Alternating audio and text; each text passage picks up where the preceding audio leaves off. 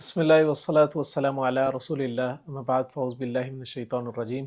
بسم اللہ الرحمن الرحیم رب اشرح لی صدری ویسر لی امری واحلل عقدۃ من لسانی یفقہوا قولی رب زدنی علما اللہم فقہنی فی الدین اللہم انفعنا بما علمتنا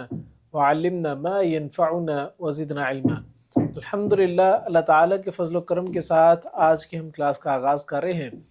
آج کے لیسن کے اندر انشاءاللہ پارہ نمبر 10 کا دورہ کریں گے۔ اس پارے کے اندر اللہ سبحانہ و تعالیٰ نے دو صورتوں کا تذکرہ کیا، ایک سورۃ انفال اور دوسری سورۃ التوبہ۔ سورۃ انفال کے آغاز کے اندر ہی اللہ تعالیٰ نے جو جنگ بدر کا تذکرہ تھا اس کے بارے میں کچھ ڈسکشن کی اور جنگ کے کچھ آداب کے بارے میں ڈسکشن کی۔ اللہ تعالیٰ نے مومنین کی صفات کا تذکرہ کیا سب سے پہلے، کہ مومن ہوتے کیا ہیں، مال غنیمت کے متعلق کیا تصورات اسلام کے ہاں پائے جاتے ہیں۔ اسلام سے پہلے یہ ہوتا تھا کہ جب جنگ جیتی جاتی تھی تو اس کے بدلے کے اندر جو حاصل ہونے والا مال ہوتا تھا، یعنی مال غنیمت جو کہ کفار سے لوٹا جاتا تھا مال، وہ مسلمانوں کے لیے حلال نہیں ہوتا تھا، وہ اس کو استعمال نہیں کر سکتے تھے۔ لیکن اللہ تعالیٰ نے رسول اللہ صلی اللہ علیہ وسلم کی امت کے اوپر یہ چیز حلال قرار دی، اور جب جنگ بدر پہلا معرکہ ہوا اسلام کا اور زیادہ سارا مال مسلمانوں کے ہاتھ لگا، تو آپس میں ذرا اختلاف پیدا ہوا اس بنیاد پر کہ اس مال کا کیا کیا جائے۔ تو اللہ کے رسول صلی اللہ علیہ وسلم سے سوال کیا گیا، تو اللہ تعالیٰ نے اس کے جواب کے اندر بیان فرمایا، یسألونک عن الانفال قل الانفال للہ والرسول فاتقوا اللہ واصلحوا ذات بینکم واطیعوا اللہ ورسولہ ان کنتم مؤمنین۔ اللہ نے فرمایا آپ سے مال غنیمت کے بارے میں سوال کرتے ہیں، آپ ان سے کہہ دیے مال غنیمت اللہ اور اس کے رسول کا ہے۔ اللہ تعالیٰ جس کو چاہے گا رسول کو بتا دے کہ بھئی ان کو مال تقسیم کرنا ہے، اور ان کے اندر مال تقسیم ہو جائے گا۔ یہ معاملہ تمہارا ہے ہی نہیں، تم نے اس کے بارے میں لڑنا جھگڑنا ہے ہی نہیں۔ تمہارا جو اصل میں کرنے والا کام ہے وہ یہ کہ فاتقوا اللہ واصلحوا ذات بینکم، تم نے اللہ کا تقوی اختیار کرنا ہے، پرہیزگاری اختیار کرنی ہے، اور آپس میں صلح صفائی کے ساتھ معاملات رکھنے ہیں، آپس میں اختلافات کے اندر نہیں پڑنا، کسی دنیاوی مال کی چکر کے اندر آ کر آپس کی محبتوں کو نہیں توڑنا، آپس کے تعلقات کو نہیں توڑنا، بلکہ فاصلحوا ذات بینکم، آپس کے تعلقات کو مضبوط رکھنا ہے۔ وَأَطِيعُوا اللَّهَ وَرَسُولَهُ إِن كُنتُم مُؤْمِنِينَ، اور یاد رکھو اللہ اور اس کے رسول کی اطاعت کرنی ہے اگر تم مومن ہو تو۔ جو اللہ اور اس کے رسول مال غنیمت کے بارے میں فیصلہ کر دیں اس کو تسلیم کر لینا ہے اگر تم مومن ہو تو۔ اس کے بعد اللہ تعالیٰ نے مومنین کی کچھ صفات کا تذکرہ کیا، آیت نمبر 2 اور 4 کے اندر فرمایا، انما المؤمنون الذين اذا ذكر الله وجلت قلوبهم واذا تليت عليهم آياته زادتهم ایمانا وعلى ربهم يتوكلون الذين يقيمون الصلاة ومما رزقناهم ينفقون اولئك هم المؤمنون حقا لهم درجات عند ربهم ومغفرة ورزق کریم۔ اللہ نے بیان فرمایا کہ مومنین کی کوالٹیز کیا ہوتی ہیں، مومنین کی صفات کیا ہوتی ہیں۔ انما المؤمنون الذين اذا ذكر الله وجلت قلوبهم، کہ مومن تو وہ ہوتے ہیں جب اللہ کا ذکر کیا جاتا ہے ان کے سامنے تو وجلت قلوبہم، ان کے دل ڈر جاتے ہیں، یہ مزید پرہیزگاری کے اندر آ جاتے ہیں، اللہ کا تقوی اپنے دل کے اندر قائم کر لیتے ہیں، اور اس بارے میں سوچنے لگتے ہیں کہ اللہ تعالیٰ کا حکم آ گیا ہے، اب اللہ کے حکم کی خلاف ورزی نہیں کرنی۔ جب بھی اللہ کی آیات کی تلاوت کی جاتی ہے، ان کے سامنے اللہ کا ذکر کیا جاتا ہے، جب ان سے کہا جب کوئی بھی معاملہ ہوتا ہے ان سے کہا جاتا ہے کہ اللہ سے ڈرو، تو یہ ڈر جاتے ہیں۔ پھر وَإِذَا تُلِيَتْ عَلَيْهِمْ آيَاتُهُ زَادَتْهُمْ ایمانا، جب ان کے سامنے اللہ کی آیات کی تلاوت کی جاتی ہے اور کہا جاتا ہے کہ اللہ نے یہ کہا ہے، یہ احکامات آئے ہیں، زَادَتْهُمْ ایمانا، ان کا ایمان بڑھ جاتا ہے۔ اللہ نے آیات کے اندر تذکرہ کر دیا کہ تمہارے لیے مدد نازل ہوگی، تو ان کا ایمان بڑھ جاتا ہے کہ واقعی مدد نازل ہوگی۔ اب ایسے نہیں ہو سکتا کہ اللہ تعالیٰ کہہ دے کہ مدد نازل ہوگی تو مدد نازل نہ ہو رہی ہو، ایسا ہو ہی نہیں سکتا۔ زادتہم ایمانا، ان کا ایمان بڑھ جاتا ہے۔ وعلی ربہم یتوکلون، اور یہ اپنے رب پر توکل کرنے والے ہوتے ہیں۔ مومن کی 3 کوالٹیز ہوتی ہیں۔ چوتھی کوالٹی الذین یقیمون الصلاۃ، نماز کو قائم کرنا۔ پھر ومما رزقناہم ینفقون، 5ویں کوالٹی یہ کہ اللہ کے دیے گئے رزق میں سے خرچ کرنا۔ اولئک هم المؤمنون حقا، یہی تو اصل میں سچے مومن ہیں۔ سچے مومنوں کے اندر یہ 5 قسم کی کوالٹیز کا ہونا ضروری ہے۔ اور میں ایسے لوگوں کے لیے لہم درجات عند ربہم، اللہ تعالیٰ کے ہاں بہت زیادہ درجات ہیں۔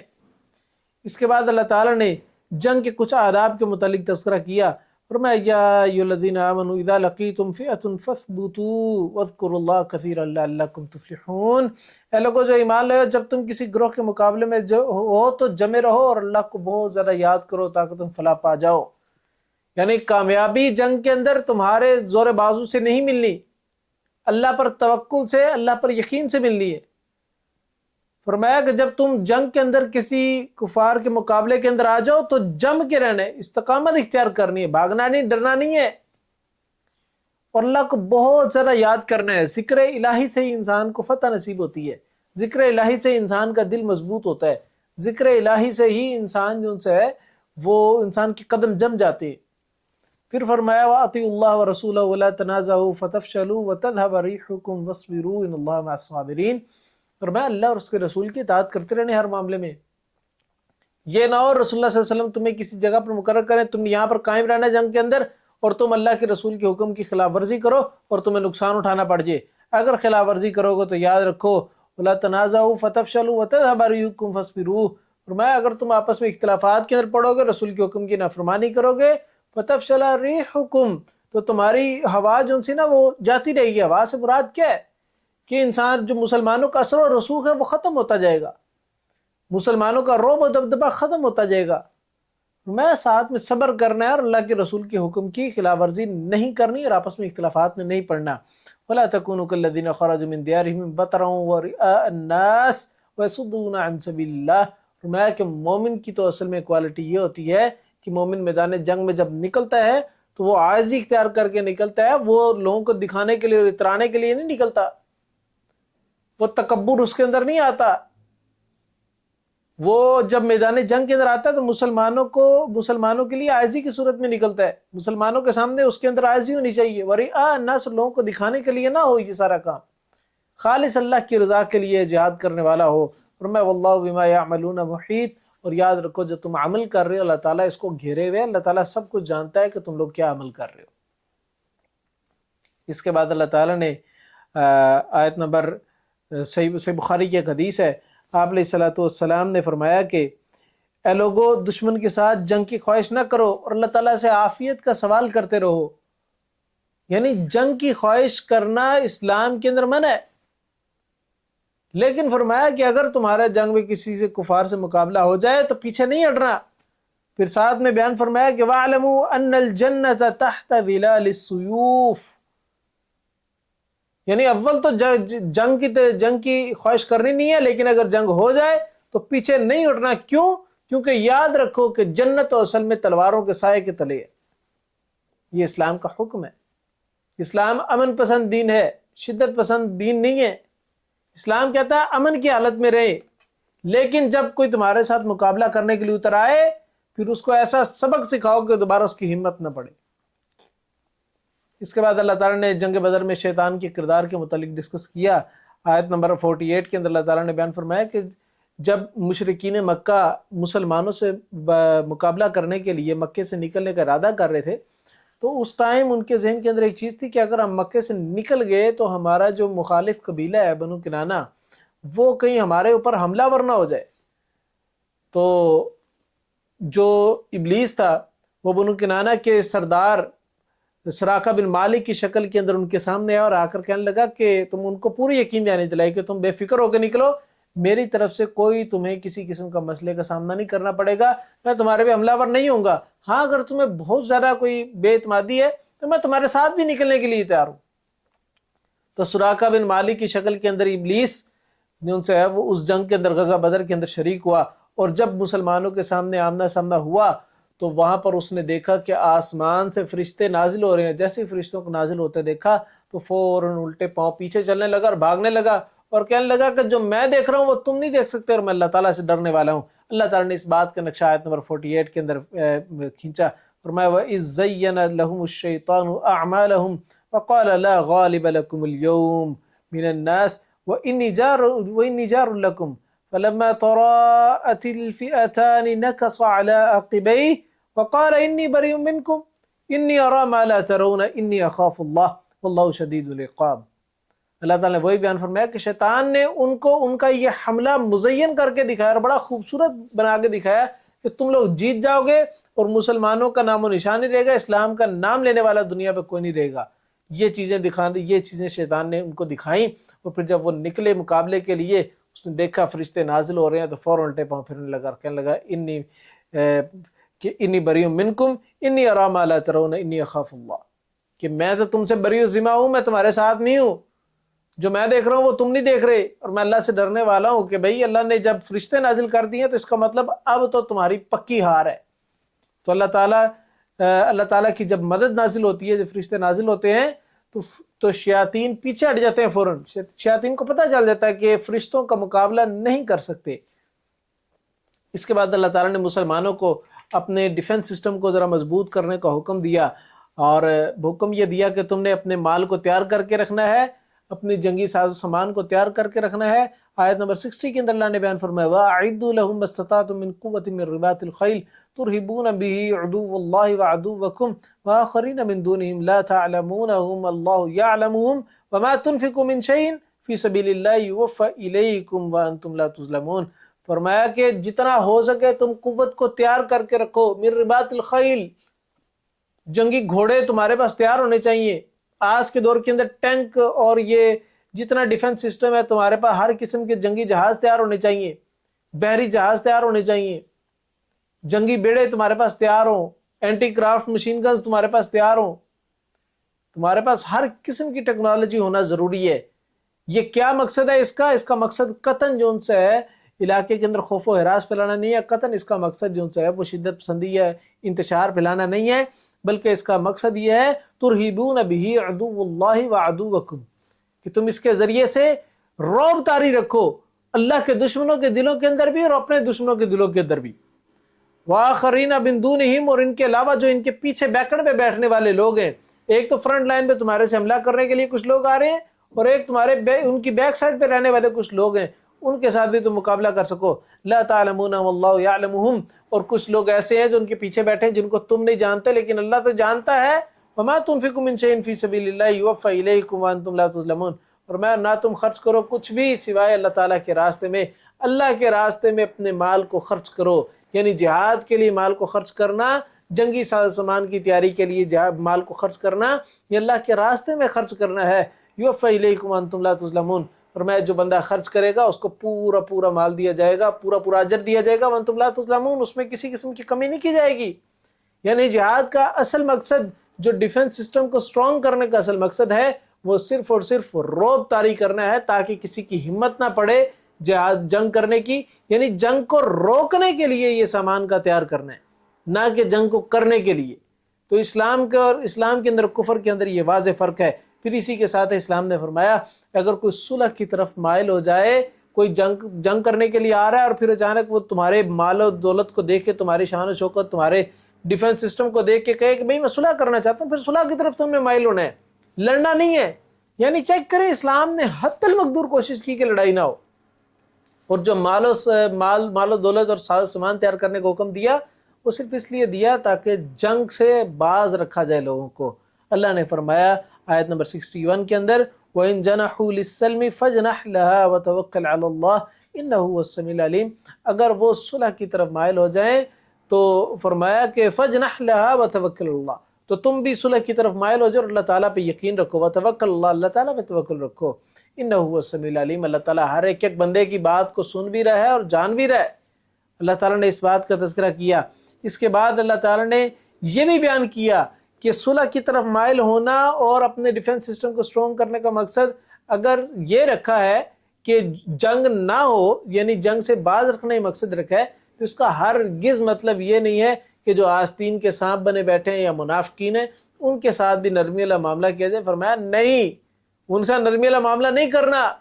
ان کے ساتھ جنگ کرنی ہے، ان کو پتہ لگنا چاہیے، ان کو ایسی سزا دو، ایسی مار مارو کہ ان کو پتہ لگے کہ مسلمانوں کی مخالفت نہیں کرنی اور مسلمانوں کے درمیان میں رہ کر مسلمانوں کی خلاف ورزی نہیں کرنی۔ اللہ تعالیٰ نے آیت نمبر 56 اور 57 کے اندر بیان فرمایا الذین عاہدت منہم ثم ینقضون عہدہم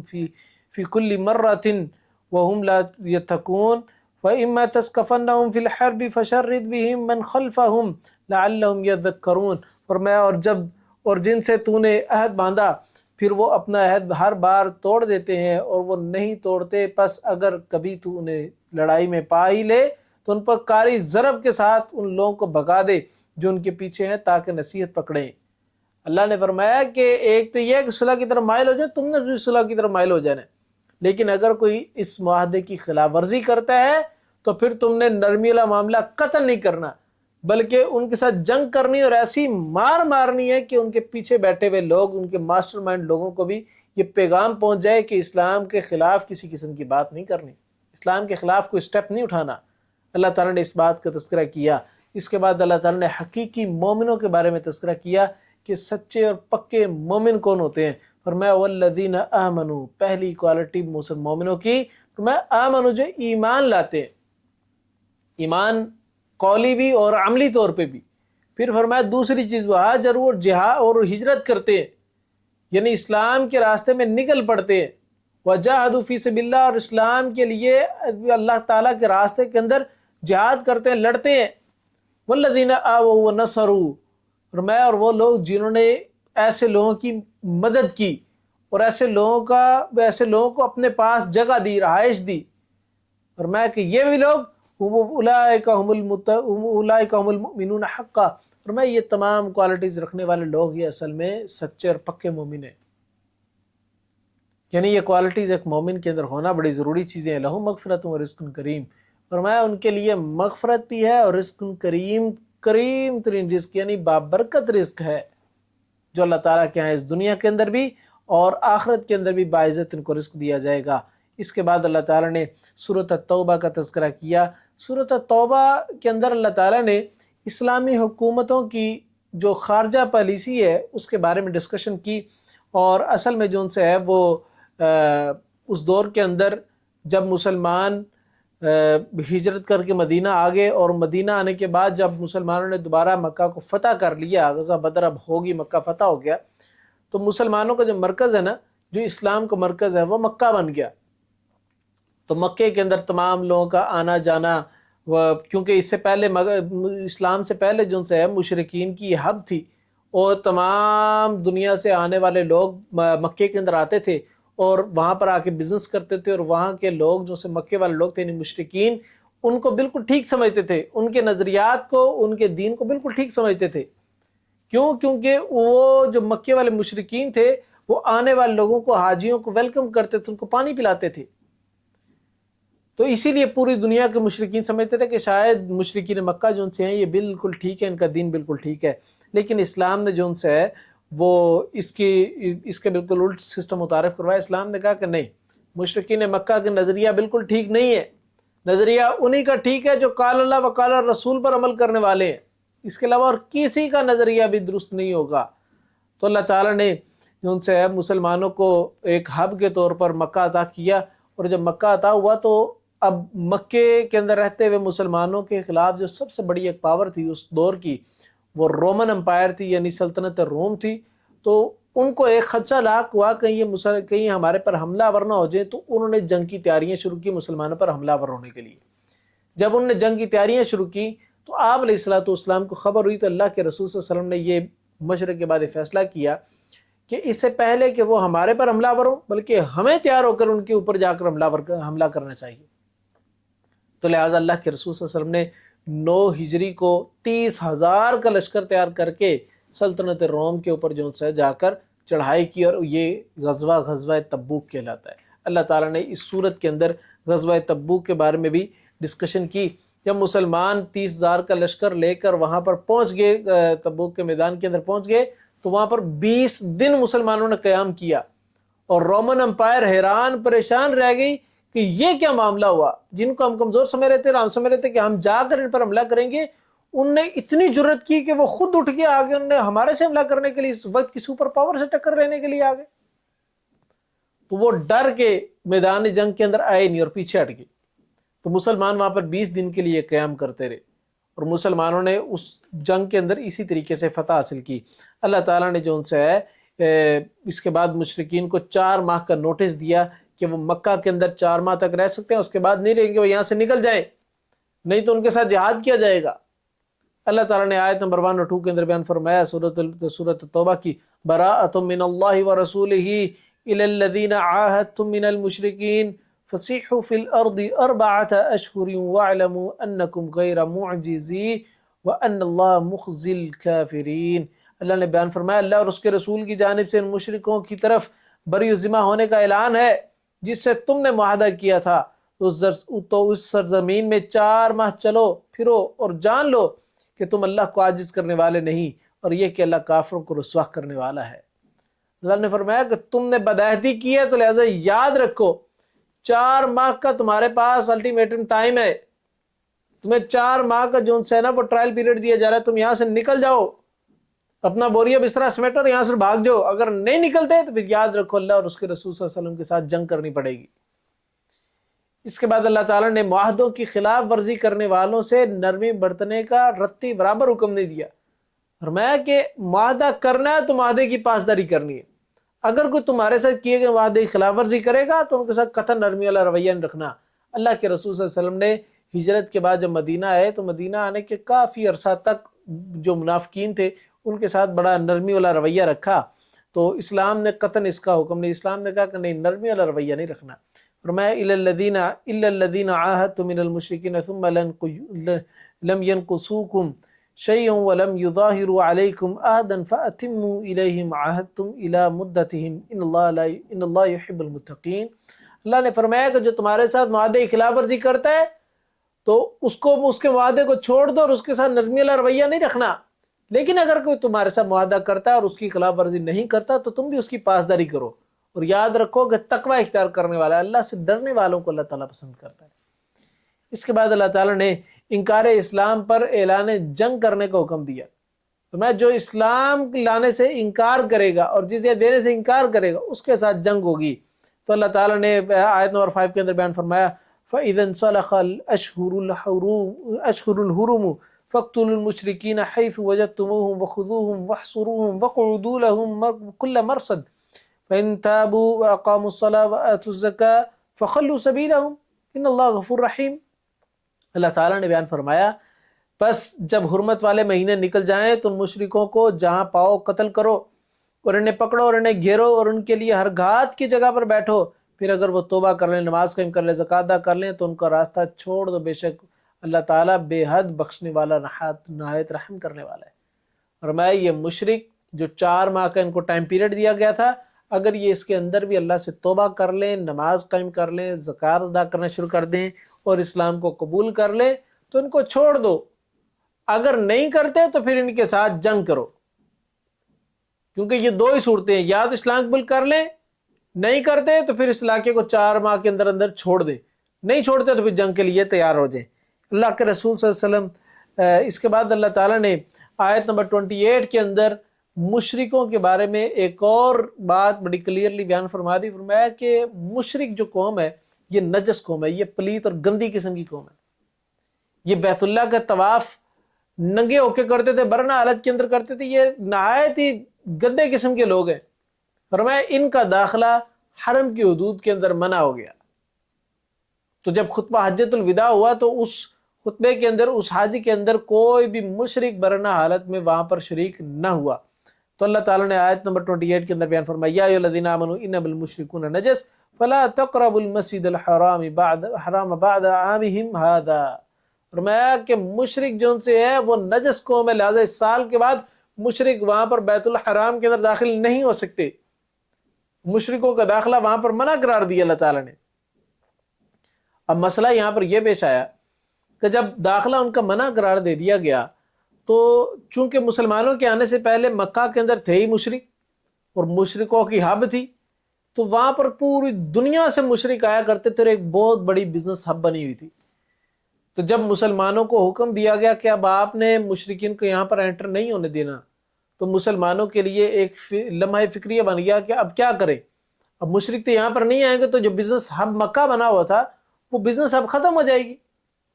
تو کہیں پر یہ نہ ہو کہ ہم مالی لحاظ سے جو ان سے ہے وہ گراوٹ کا شکار ہو جائیں، ہم فائنینشلی لحاظ سے بہت زیادہ ویک ہو جائے۔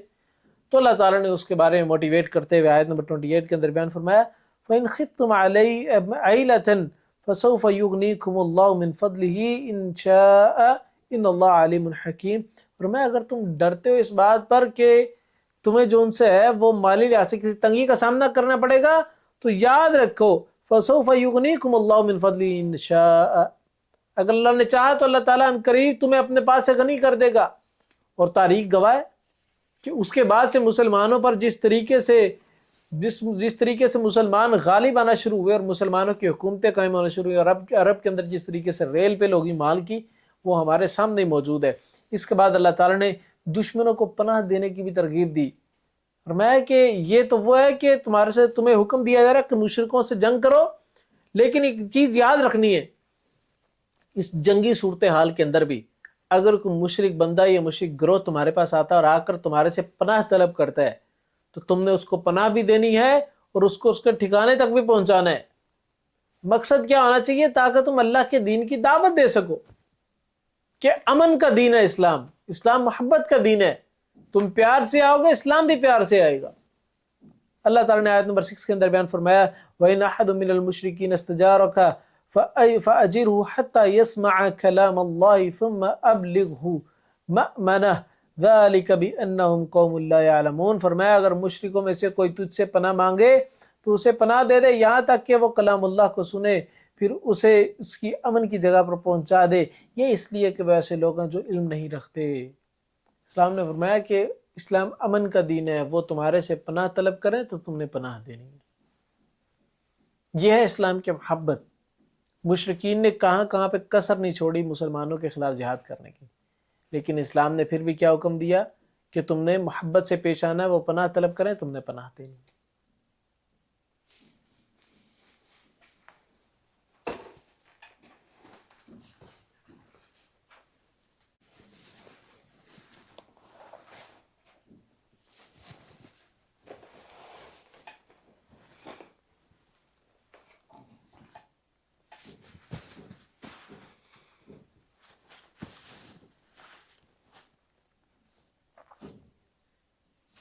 اس کے بعد اللہ تعالیٰ نے معاہدوں کی خلاف ورزی کرنے والوں کے خلاف اعلان جہاد کا حکم دیا، فرمایا کہ جن لوگوں نے معاہدوں کی خلاف ورزی کی ہے تم ان کے اماموں سے، ان کے لیڈر سے جا کے جنگ کرو، ان کے بڑوں سے جا کے جنگ کرو۔ چھوٹے چھوٹے قبیلوں سے جنگ کرنے کی ضرورت نہیں ہے، بڑے بڑے کفر کے جو سردار ہیں ان سے جا کے جنگ کرو تاکہ چھوٹے والے جو ان سے ویسے ڈر کے بھاگ جائے۔ اللہ تعالیٰ نے آیت نمبر 12 کے اندر بیان فرمایا وَإِن نَكَثُوا أَيْمَانَهُم مِّن بَعْدِ عَهْدِهِمْ وَطَعَنُوا فِي دِينِكُمْ فَقَاتِلُوا أَئِمَّةَ الْكُفْرِ إِنَّهُمْ لَا أَيْمَانَ لَهُمْ لَعَلَّهُمْ يَنْتَهُونَ۔ فرمایا اگر وہ اپنے عہد کے بعد اپنی قسمیں توڑ دیں اور تمہارے دین میں طعن کریں تو کفر کے پیشواؤں سے جنگ کرو، بے شک یہ لوگ ان کی کوئی قسمیں نہیں ہیں تاکہ وہ باز آ جائیں۔ اللہ نے فرمایا کہ اگر یہ اپنی قسموں کو توڑے، وعدوں کو توڑیں تو تم ان کے سرداروں سے جا کے جنگ کرو تاکہ سب کو یہ پتہ لگ جائے کہ اسلام کے ساتھ کیا گیا وعدے کی اگر خلاف ورزی کی جائے گی تو اسلام آگے چڑھائی کر دے گا، مسلمان چڑھائی کر دیں گے۔ وہ ڈر جائیں اس بات سے کہ معاہدوں کی خلاف ورزی نہیں کرنی، کانٹریکٹ کی، ایگریمنٹ کی خلاف ورزی نہیں کرنی۔ یہ بہت بڑا جرم ہے، یہ شرعی لحاظ سے بھی جرم ہے اور پوری دنیا کے قانونی لحاظ سے بھی جرم ہے۔ چاہے وہ کسی مذہب کے ماننے والے ہیں کہ وہ ایگریمنٹ کی خلاف ورزی نہیں کر سکتے۔ یہ پوری دنیا کے اندر ایک یونیورسل سا قانون ہے۔ اس کے بعد اللہ تعالیٰ نے مسلمانوں کے کلیجے کو ٹھنڈ پہنچانے والی چیز کا تذکرہ کیا، اور میں یہ جہاد جو سے ہے مسلمانوں کے کلیجوں کو ٹھنڈ پہنچاتا ہے۔ جو مشرکوں کے ساتھ جہاد ہے،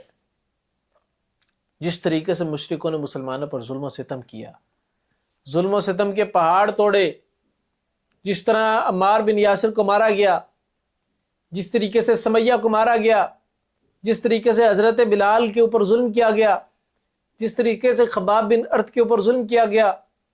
جس طریقے سے باقی صحابہ کے اوپر ظلم کیا گیا، سیدنا ابوبکر صدیق کو مارا گیا، جس طریقے سے رسول اللہ صلی اللہ علیہ وسلم کے چچا حضرت حمزہ کو شہید کیا گیا،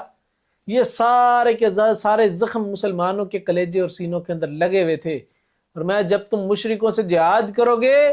تو فرمایا وَيَشْفِ صُدُورَ قَوْمِ مُؤْمِنِينَ، تو یہ مسلمانوں کے یعنی مومنوں کے سینوں کے اندر ٹھنڈ پہنچائے گا، شفا دے گا۔ یعنی وہ زخم جو اندر رکھے ہوئے ہیں ابھی تک مسلمانوں کے دلوں کے اندر، وہ شفا یاب ہو جائیں گے، ان کو ٹھنڈ پہنچے گی، وہ سکون کی کیفیت کے اندر آ جائیں گے۔ آیت نمبر 14 کے اندر اللہ تعالیٰ نے یہی بیان فرمایا نا، قاتلوہم یعذبہم اللہ بیئیدیکم ویخزہم وینصرکم علیہم ویشفی صدور قوم مؤمنین۔ فرمایا ان سے جنگ کرو، یعذبہم اللہ، اللہ تعالیٰ ان کو عذاب دے گا تمہارے ذریعے سے۔ پھر فرمایا کہ ویخزہم وینصرکم، اللہ ان کو رسوا کرے گا اور تمہاری مدد کرے گا اللہ تعالیٰ، لہٰذا ان سے تم نے جہاد کرنا ہے۔ اس کے بعد اللہ تعالیٰ نے ایمان اور عمل صالح کا تذکرہ کیا کہ اصل ایمان کی شرط، خالص ایمان کی شرط وہ عمل صالح ہے۔ آیت نمبر 19 کے اندر اللہ تعالیٰ نے بیان فرمایا، اجعلتم سقایۃ الحاج وعمارۃ المسجد الحرام کمن آمن باللہ والیوم الآخر وجاہد فی سبیل اللہ لا یستوون عند اللہ واللہ لا یہدی القوم الظالمین۔ اب مشرکین مکہ اس بات کو بار بار باور کرانے کی کوشش کرتے تھے کہ ہم لوگ تو حاجیوں کو پانی پلانے والے ہیں، ہم لوگ تو حاجیوں کی خدمت کرنے والے ہیں، ہم لوگ تو حج پر آنے والے لوگوں کی مہمان نوازی کرنے والے ہیں، تو لہٰذا ہم لوگ غلط کیسے ہو سکتے ہیں؟ اللہ نے فرمایا اگر ایمان نہیں قبول کرتے تو تمہارا یہ حاجیوں کو پانی پلانا کسی کھاتے میں نہیں ہے۔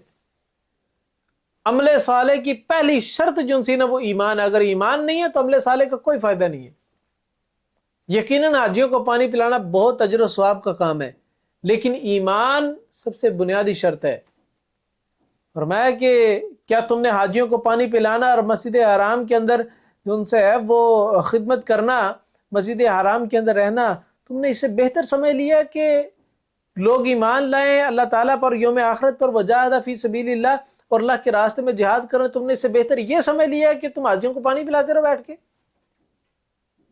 بلکہ ایمان لے کے آنا اور ایمان کے بعد جہاد کرنا، دین کے دین کے لیے جدوجہد کرنا، دین کو غالب کرنے کے لیے جدوجہد کرنا، اور میں یہ زیادہ بڑا عمل ہے، تو لہٰذا اسی کی طرف جانا چاہیے۔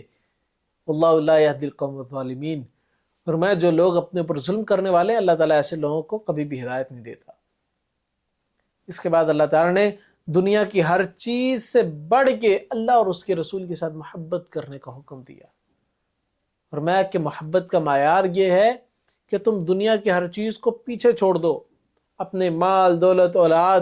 بزنس، گھر، جانور اور جتنا بھی تمہارے پاس ساز و سامان، ان سب سے محبت کو چھوڑ دو اور اللہ اور اس کے رسول کی محبت کو دل کے اندر کے ساتھ۔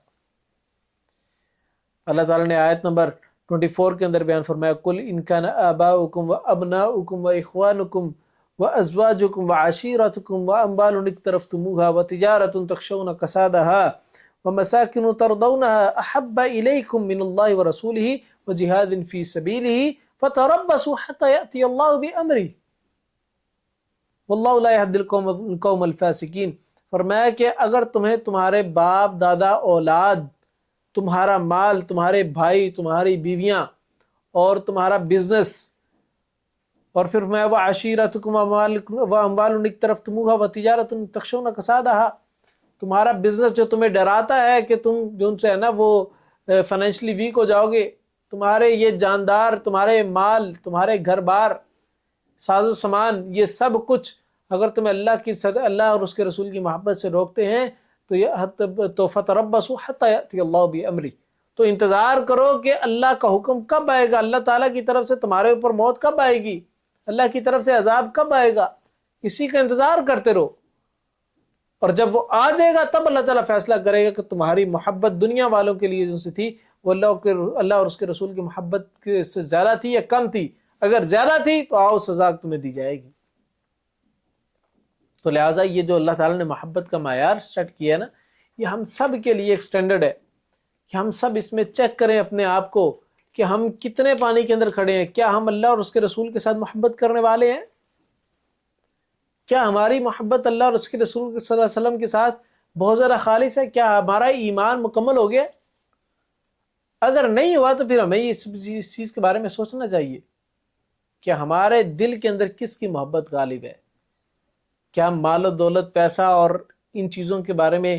جب ہمیں کوئی چوز کرنا پڑے کہ ہم نے دنیا کے مال کو لینا ہے یا اللہ اور اس کے رسول کی محبت کو لینا ہے، تو ہم کئی کنفیوژن کا شکار تو نہیں ہوتے؟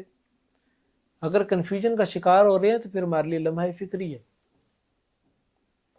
اس کے بعد اللہ تعالیٰ نے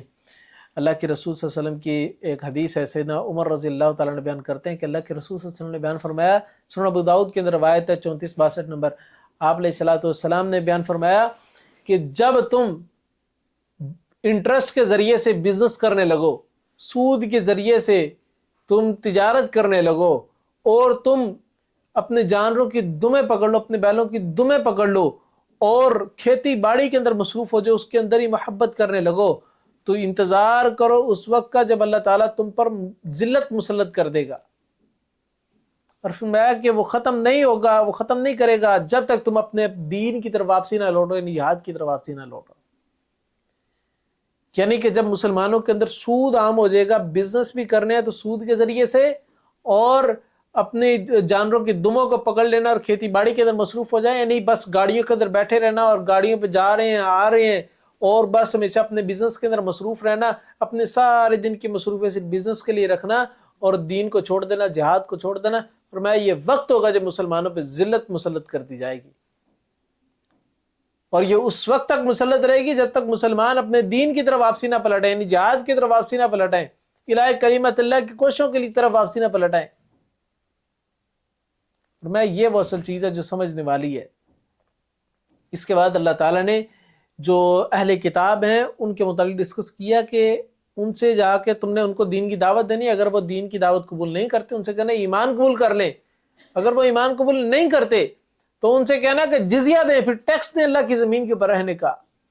اگر وہ جزیہ دے دیں تو ٹھیک، نہیں تو پھر ان کے ساتھ جہاد کرو۔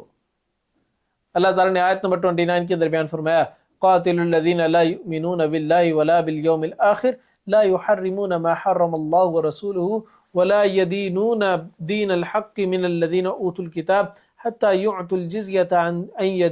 یدین وہم صاغرون۔ فرمایا لڑو ان لوگوں سے جو نہ اللہ پر ایمان رکھتے ہیں اور نہ یوم آخر پر، اور نہ ان چیزوں کو حرام سمجھتے ہیں جو اللہ اور اس کے رسول نے حرام قرار دی، اور نہ دین حق کو اختیار کرتے ہیں ان لوگوں میں سے جنہیں کتاب دی گئی ہے، یہاں تک کہ وہ ہاتھ سے جزیہ دے اور وہ حقیر لوگ ہیں۔ فرمایا اللہ اور اس کے رسول پر ایمان قبول نہیں کیا تو پھر تمہیں ٹیکس دینا پڑے گا اس بات کا کہ تم اللہ کی زمین کے اوپر رہ رہے ہو اور ایمان بھی نہیں قبول کر رہے، اللہ کی باتوں کو بھی تسلیم نہیں کر رہے، لہٰذا تم ٹیکس ادا کرو گے، تم جزیہ دو گے۔ اور کئی مسلمانوں نے اس طریقے سے علاقے فتح کیے کہ جس کے اندر حکومت انہی کی رہتی تھی، انہی یہود و نصارہ کی رہتی تھی، لیکن وہ مسلمانوں کی سلطنت کے اندر آنے کی وجہ سے وہ جزیہ دیتے تھے، مسلمانوں کو ٹیکس دیتے تھے اور اپنی جگہ پر امن کے ساتھ رہتے تھے۔ لیکن جو ٹیکس بھی نہیں دیتے تھے اور اسلام بھی قبول نہیں کرتے تھے، اللہ تعالیٰ نے ان سے جہاد کرنے کا حکم دیا۔ آگے اس کے بعد اللہ تعالیٰ نے فلسفہ جہاد کے بارے میں تذکرہ کیا۔ اللہ تعالیٰ نے بیان فرمایا کہ یریدون ان یطفئوا نور اللہ بافواہہم ویأبی اللہ الا ان یتم نورہ ولو کرہ الکافرون والذی ارسل رسولہ بالہدی ودین الحق لیظہرہ علی الدین کلہ ولو کرہ المشرکون۔ اللہ نے فرمایا کہ یہ جہاد کا جو مقصد ہے وہ قطعاً یہ نہیں ہے کہ لوگوں کو زبردستی ایمان قبول کروایا جائے، بلکہ جہاد کا مقصد یہ ہے کہ اللہ کے دین کو غالب کیا جائے، اور اس کے اندر مسلمان اسلام قطعاً قتل و غارت کی حمایت نہیں کرتے، لیکن یاد رکھو جو اسلام کو غالب کرنے کی جد و جہد کے اندر، اس کوشش کے اندر کوئی آڑے آئے گا، کوئی رکاوٹ بنے گا تو اس کے خلاف جہاد کیا جائے گا۔ تم رستے کے اندر نہ ہو، تم سے نہیں لڑا جائے گا،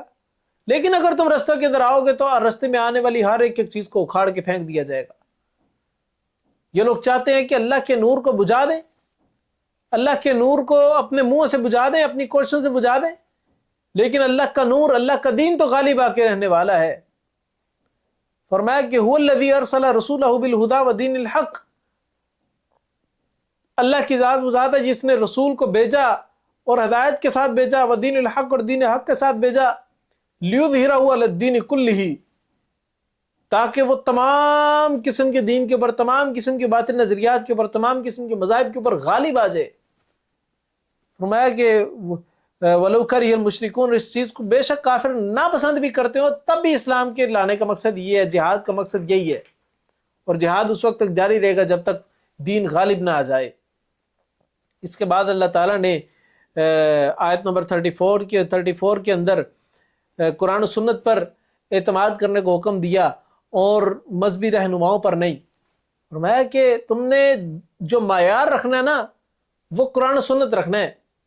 کسی پرسنالٹی کے اوپر یقین نہیں کرنا، کسی شخصیت کی ہر بات کو تسلیم نہیں کرنا،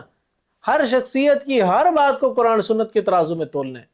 آیت نمبر 34 کے اندر بیان فرمایا یا ایھا الذین آمنوا ان کثیرا من الاحبار والرهبان لیأکلون اموال الناس بالباطل ویصدون عن سبیل اللہ والذین یکنزون الذهب والفضة ولا ينفقونها فی سبیل اللہ وبشرهم بعذاب علیم۔ اے لوگو جو ایمان لائے ہو، بے شک بہت سے عالم اور درویش یقیناً لوگوں کا مال باطل طریقے سے کھاتے ہیں اور اللہ کے راستے سے روکتے ہیں، اور جو لوگ سونا اور چاندی خزانہ بنا کر رکھتے ہیں اور اسے اللہ کے راستے میں خرچ نہیں کرتے تو انہیں دردناک عذاب کی خوشخبری دے دے۔ یعنی کہ دین کو بیچنے والے لوگ،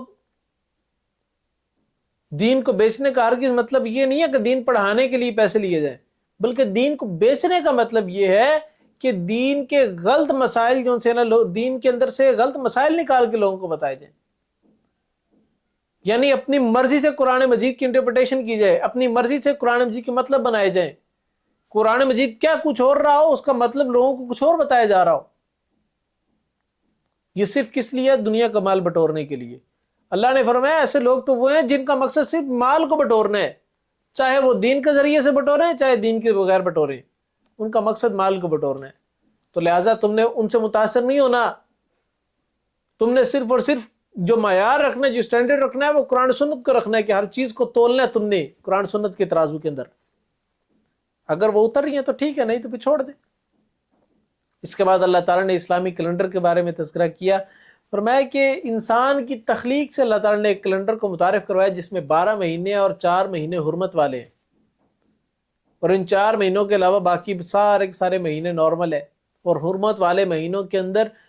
جو عام دنوں کے اندر گناہ ہوتے ہیں وہ حرمت والے مہینوں کے اندر بالاولی حرام ہو جاتے ہیں، یعنی اور بھی سختی آ جاتی ہے ان کی حرمت کے اندر۔ تو اللہ تعالیٰ نے بیان فرمایا کہ بے شک مہینوں کی گنتی، آیت نمبر 36 to 37 کے اندر، بے شک مہینوں کی گنتی اللہ کے نزدیک اللہ کی کتاب میں 12 مہینے ہیں، جس میں جس دن اس نے آسمانوں اور زمینوں کو پیدا کیا، اور اس میں 4 حرمت والے مہینے، اور یہی سیدھا دین ہے، سو ان میں اپنی جانوں پر ظلم نہ کرو، مشرکوں سے ہر حال میں لڑو جیسے وہ ہر حال میں تم سے لڑتے ہیں، اور جان لو کہ اللہ متقی لوگوں کے ساتھ ہے۔ اب مشرکین مکہ کیا کرتے تھے کہ وہ جو 4 حرمت والے مہینے تھے ان کو کرتے تو پورا ہی تھے، وہ انہوں نے کیا کیا کہ انہوں نے یہ نہیں لیا کہ اللہ نے حرمت والے مہینے کون کون سے رکھے اور اسی مہینے کو حرمت والا سمجھا جائے، بلکہ انہوں نے یہ کیا کہ اللہ نے 4 مہینے 12 میں سے حرمت والے رکھے ہیں، تو لہٰذا ہم کوئی بھی اپنی مرضی سے حرمت والا مہینہ بنا دے۔ رجب کا مہینہ حرمت والا ہے تو پکڑ کے اس کو جو ان سے نا وہ شوال کا مہینہ بنا لے، تو رجب کے اندر اپنی ساری خرافات کر لیں گے اور شوال کے اندر جا کے اس کو رجب والا تھا اس کو حرمت والا تسلیم کر لیں گے۔ یعنی حرمت والے مہینوں کو آگے پیچھے کرنا، یہ دنوں کو آگے پیچھے کرنا اور اس کیلنڈر کے اندر چینجنگ کرنا، فرمایا یہ کفر کے مترادف ہے، یہ اللہ کے حکم کی مخالفت کے مترادف ہے، تو لہٰذا اس طریقے کی حرکتیں نہیں کرنی۔ اس کے بعد اللہ تعالیٰ نے جہاد سے انکار کرنے والوں کو عذاب کی دھمکی دی۔ اللہ تعالیٰ نے بیان فرمایا آیت نمبر 38 اور 39 کے اندر، یا ایھا الذین آمنوا ما لکم اذا قیل لکم انفروا فی سبیل اللہ اثاقلتم الی الارض، اور میں کہ لوگوں جو ایمان لائے ہو تمہیں کیا ہو گیا کہ تم اللہ کے راستے میں جہاد کرنے سے نہ نکلو، اور تم جو ان سا ہو جب جہاد کا حکم دیا جاتا ہے تو تم بوجھل ہو جاتے ہو زمین کی طرف، یعنی تم بس ڈھیلے سے پڑ جاتے ہو، زمین کی طرف بیٹھنا شروع ہو جاتے ہو، تمہارے جسم بھاری ہو جاتے ہیں۔ ارضیتم بالحیات الدنیا من الآخرہ، کیا تم اللہ آخرت کے مقابلے میں دنیا کی زندگی پہ راضی ہو گئے؟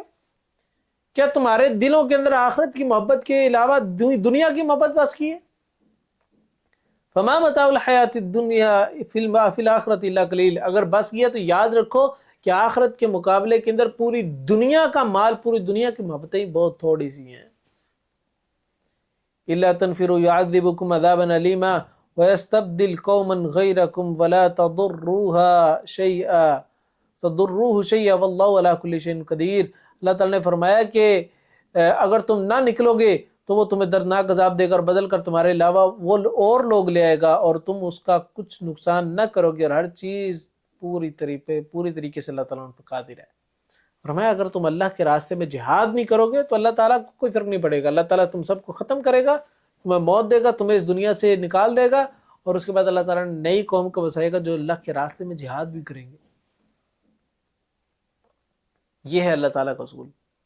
کوئی جہاد سے انکار کرے گا، اس کو اللہ کو فرق نہیں پڑتا، اس بندے کو ضرور فرق پڑے گا، اللہ کو کوئی فرق نہیں پڑتا۔ اس کے بعد اللہ تعالیٰ نے ہر حال میں جہاد کرنے کا حکم دیا، اور میں کچھ بھی ہو جائے،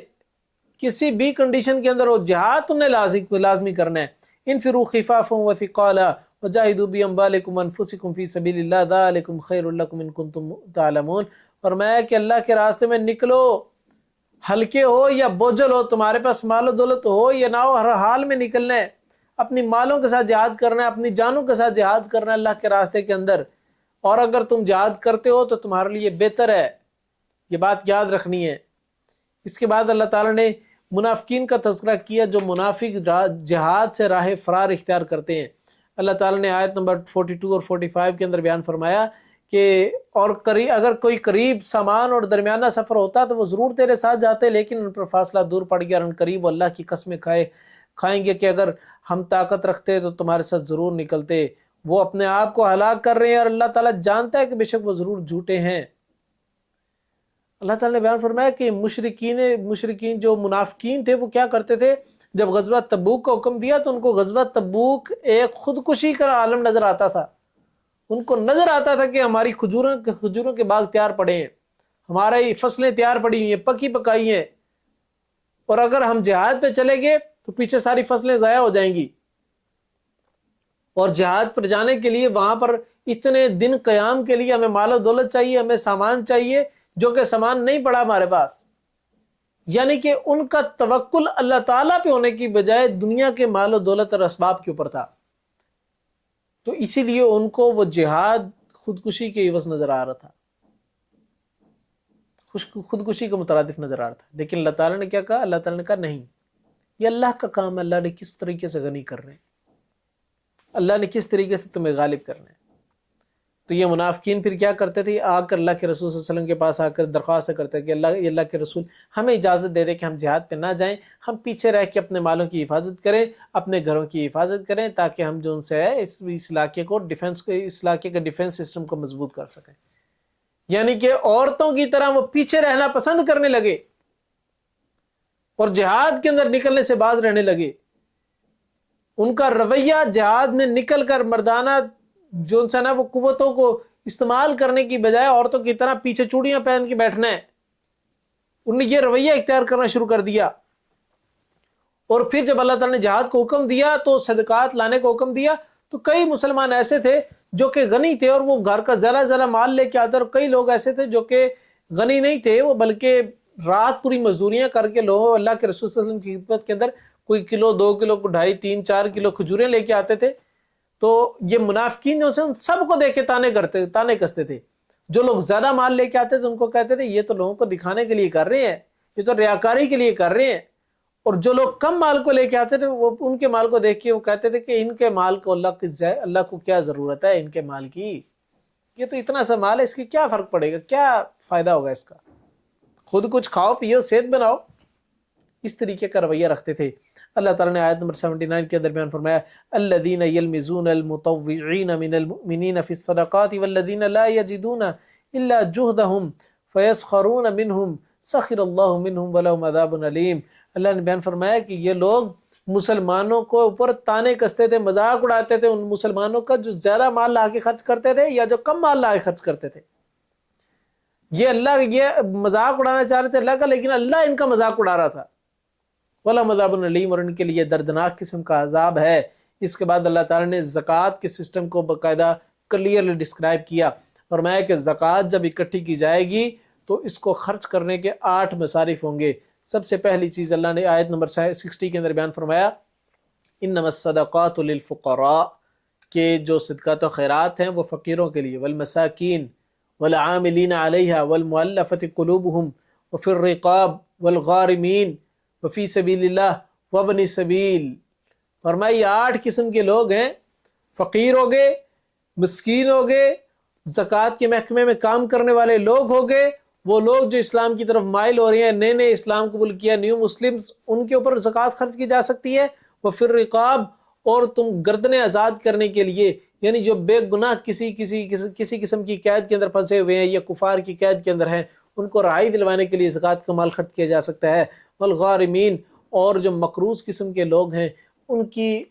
کے قرض کو ادا کرنے کے لیے زکوٰۃ کے مال کو خرچ کیا جا سکتا ہے۔ وفی سبیل اللہ، جہاد کے لیے مال کو خرچ کیا جا سکتا ہے۔ وابن السبیل، اور راستے کے اندر استعمال ہونے والی چیزیں، یعنی جو راستے میں چلنے والے لوگ ہیں اگر وہ محتاج ہو جاتے ہیں کسی قسم سے، ان کی جیب کتری جاتی ہے یا کوئی اس طرح کا معاملہ بن جاتا ہے، تو ان کے لیے مال خرچ کیا جا سکتا ہے۔ فرمایا کہ یہ فریضۃ من اللہ، یہ اللہ تعالیٰ کی طرف سے کچھ فرض چیزیں ہیں۔ واللہ علیم حکیم، اللہ تعالیٰ خوب جاننے والا اور حکمت والا ہے۔ یہ اللہ تعالیٰ بہترین جانتا ہے اور حکمت کے تحت جانتا ہے، اسی لیے اللہ تعالیٰ نے یہ 8 مسارے متعارف کروائے، ان کے علاوہ اور کسی جگہ پر خرچ نہیں کرنا، کیونکہ اللہ ہی اصل میں حکمت والا ہے۔ اللہ ان 8 مصارف کے پیچھے حکمت کو جانتا ہے۔ اس کے بعد اللہ تعالیٰ نے منافقین جو ان سے ان کا تذکرہ کیا کہ منافق ہمیشہ اچھے کاموں سے روکتے ہیں اور برے کاموں کو حکم دیتے ہیں، اور اسی کے برعکس مسلمان کیا کرتے ہیں؟ مسلمان لوگوں کو یأمرون بالمعروف وینہون عن المنکر، لیکن مشرک کیا کرتے ہیں؟ فرمایا یأمرون بالمنکر وینہون عن المعروف۔ اللہ تعالیٰ نے آیت نمبر 67 اور 68 کے اندر بیان فرمایا المنافقون والمنافقات بعضهم من بعض، یہ منافق مرد اور منافق عورتیں یہ بعض میں سے بعض ہیں، یعنی ایک دوسرے کے ساتھ ایک جیسے ہیں سارے لوگ۔ یہ یأمرون بالمنکر وینہون عن المعروف، یہ منکر کی دعوت دیتے ہیں، یعنی برائی کی دعوت دیتے ہیں اور اچھائی سے روکتے ہیں۔ کوئی اچھا کام کر رہا ہو تو اس کو کہتے ہیں سانو پتہ ہے جنہ تو چنگے کام کر رہے ہیں، 100 چوہے کھا کے بلی آج کو چلی، یہ تو موسمی مسلمان ہو گیا، موسمی نمازی ہو گیا رمضان کے اندر آ کے، یہ موسمی حاجی ہے۔ اس طریقے کے تانے کسنا لوگوں کو اسلام سے روکنا ہے اور برائی کی طرف لے کے جانا ہے۔ اللہ نے فرمایا ایسا رویہ جو ان سے ہے وہ ان منافقین کا ہوتا ہے، تو لہٰذا اس طریقے کا رویہ ہے لوگوں تم نے نہیں اختیار کرنا۔ اور پھر جو ان سے نا منافقین کے ساتھ سخت قسم کا رویہ رکھنے کو حکم دیا۔ کیوں؟ کیونکہ منافق جو ان سے تھے اللہ کے رسول صلی اللہ علیہ وسلم کی ہر جگہ پر مخالفت کرتے تھے، اور اسلام کے اندر جب ہجرت کر لی، ہجرت کرنے کے کافی عرصہ تک اللہ کے رسول صلی اللہ علیہ وسلم نرمی والا معاملہ کرتے تھے، محبت اور اخلاق کے ساتھ پیش آتے، شاید یہ لوگ بدل جائیں، لیکن یہ لوگ اس سے بدلنے کی بجائے ناجائز فائدہ اٹھاتے تھے۔ تو اللہ تعالیٰ نے حکم دیا 73 کے اندر یا ایھا النبی جاہد الکفار والمنافقین واغلظ علیہم ومأواہم جہنم وبئس المصیر، اے نبی جہاد کرو ان کفار کے ساتھ اور منافقین کے ساتھ، واغلظ علیہم ان کے ساتھ سختی کرو، ومأواہم جہنم ان کا ٹھکانہ جہنم ہے، وبئس المصیر کتنا برا ٹھکانہ ہے۔ کفار کے ساتھ تو مشرکین کے ساتھ تو جہاد کرنا ہی کرنا ہے، لیکن جو منافق ہیں اگر یہ اعلانیہ اسلام کے کسی حکم کی مخالفت کریں، کہیں کہ نماز سرے سے اسلام کے اندر ہے ہی نہیں، یہ قرآن تو سرے سے ہی غلط ہے، یا قرآن کی فلاں تو ویسے ہی غلط ہے، یا اس طریقے کسی بھی رکن کی یا کسی شاعر اللہ کا مذاق اڑائیں یا رکن کی مخالفت کریں، پھر تو یہ کافر ہو چکے ہیں، پھر ان کے خلاف جہاد ہوگا۔ لیکن اگر یہ کھلم کھلا اس کا اعلانیہ جو ان سے ہے وہ اس کی خلاف ورزی نہیں کرتے، تو پھر جو ان سے ہے تم نے وغلظ علیہم، تم نے ان پر سختی کرنی ہے، ان کے ساتھ بڑے سخت انداز میں پیش آنا ہے، سخت رویہ رکھنا ہے۔ ومأواہم جہنم وبئس المصیر، کیونکہ ان کا ٹھکانہ جہنم اور یہ برا ٹھکانہ ہے۔ اس کے بعد اللہ تعالیٰ نے ایک اور بھی حکم دیا کہ منافق اگر اسی حال کے اندر مر جائیں تو ان کی نماز جنازہ نہیں پڑھنی، ان کی قبروں پر نہیں جانا۔ اللہ تعالیٰ نے آیت نمبر 84 کے اندر بیان فرمایا وَلَا تُصَلِّ عَلَىٰ أَحَدٍ مِّنْهُمْ مَاتَ أَبَدًا وَلَا تَقُمْ عَلَىٰ قَبْرِهِ إِنَّهُ كَفَرُوا بِاللَّهِ وَرَسُولِهِ وَمَاتُوا وَهُمْ فَاسِقُونَ، فرمایا تم نے ان کی نماز جنازہ نہیں پڑھنی، ان کی قبر پر نہیں جانا اگر یہ اسی حال کے اندر فوت ہوتے ہیں تو۔ فرمایا إِنَّهُمْ كَفَرُوا بِاللَّهِ وَرَسُولِهِ کہ یہ لوگ کافر تھے، یہ لوگ انکار کرتے اللہ اور اس کے رسول صلی اللہ علیہ وسلم کا، وَمَاتُوا وَهُمْ فَاسِقُونَ، اور اسی حال میں مرے کہ یہ لوگ فاسق تھے، یعنی فسق و فجور کی حالت کے اندر یہ لوگ مر گئے۔ اس کے بعد اللہ تعالیٰ نے جو لوگ ان لوگوں کا تذکرہ کیا جو بغیر کسی جو عذر کے سبب جہاد سے پیچھے رہے تھے۔ ایک تو بغیر کسی عذر کے وہ لوگ جو منافق تھے وہ تو تھے ہی تھے، اس کے علاوہ کچھ لوگ ایسے بھی تھے جو عذر کی بنیاد پر پیچھے رہ گئے تھے، یعنی ان کے پاس کوئی نہ کوئی اوتھینٹک ریزن تھی جس کی بنیاد پر وہ پیچھے رہ گئے تھے، تو اللہ تعالیٰ نے ان کی برات کا اعلان کیا، فرمایا ليس على الضعفاء ولا على المرضى ولا على الذين لا يجدون ما ينفقون حرج اذا نصحوا لله ورسوله، اللہ نے فرمایا کہ ایسے کمزوروں پر، ایسے مریضوں پر کسی قسم کا کوئی مواخذہ نہیں ہے، اور نہ ہی ان لوگوں پر لا یجدون ما ينفقون کہ جو اپنے پاس کوئی چیز نہیں رکھتے کہ وہ اللہ کے راستے میں خرچ کریں، ان پر کوئی حرج نہیں ہے۔ وما علی المحسنین فی سبیل اللہ، اور نہ ہی ایسے لوگوں پر جو احسان کرنے والے ہیں، محسن ہیں۔ پھر میں کہ لا علی الذین اذا ما آتوک لتحملهم قلت لا اجد ما احملکم علیہ، اور نہ ہی ان لوگوں پر کسی قسم کا کوئی حرج کوئی مواخذہ ہے جو آپ کے پاس آتے تھے اور آپ صلی اللہ علیہ وسلم سے ایک درخواست کرتے ہیں یا رسول اللہ ہمیں بھی کوئی سواری دیں، ہم بھی جہاد کے شریک ہوں، لیکن آپ صلی اللہ علیہ وسلم کہتے رہے کہ میرے پاس تو کوئی سواری نہیں ہے تو لہٰذا میں تو نہیں کچھ بھی دے سکتا۔ تو ان لوگوں کے آنکھیں بھی فرمایا کہ تولوا اعینہم تفیض من الدمع حزنا، فرمایا ایسے لوگ جب وہاں سے پلٹتے تھے تو ان کی آنکھیں غم سے نڈھال ہوئی ہوتی تھی اور نمی سے بری ہوتی تھی، فرمایا ایسے لوگوں پر بھی کوئی مواخذہ نہیں۔ پھر ساتھ ساتھ بیان فرمایا انما السبیل علی الذین یستأذنونک وہم اغنیاء، فرمایا کہ بلکہ مواخذہ تو ان سے کیا جائے گا جو کہ جان بوجھ کر آ کے اجازت طلب کرتے نہیں، رخصت مانگتے تھے، راہ فرار اختیار کرتے تھے، وہم اغنیاء، حالانکہ وہ تو غنی ہوتے تھے، غنی ہونے کے باوجود بھی وہ آ کر جو ان سے ہے وہ راہ فرار اختیار کرنے کی کوشش کرتے تھے۔ فرمایا رضوا بان یکونوا مع الخوالف، فرمایا کہ یہ لوگ پیچھے رہنے پر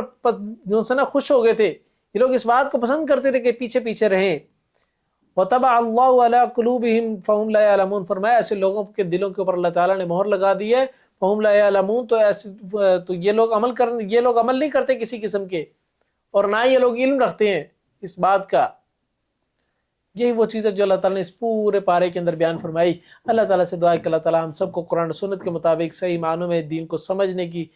توفیق عطا فرمائے، جن کو سمجھ کر عمل کرنے والا اور آگے پہنچانے والا بنائے۔ میں نے اس پورے پارے میں جو کچھ بیان کیا جو صحیح بیان ہوا صرف اور صرف اللہ رب العزت کی توفیق کے سبب سے تھا، اور اگر بیان کرنے میں کوئی غلطی کوتاہی ہوئی تو میرے طالب علموں نے ایک پختہ دلیل تھی۔ وآخر دعوانا ان الحمد للہ رب العالمین۔ السلام علیکم ورحمۃ اللہ وبرکاتہ۔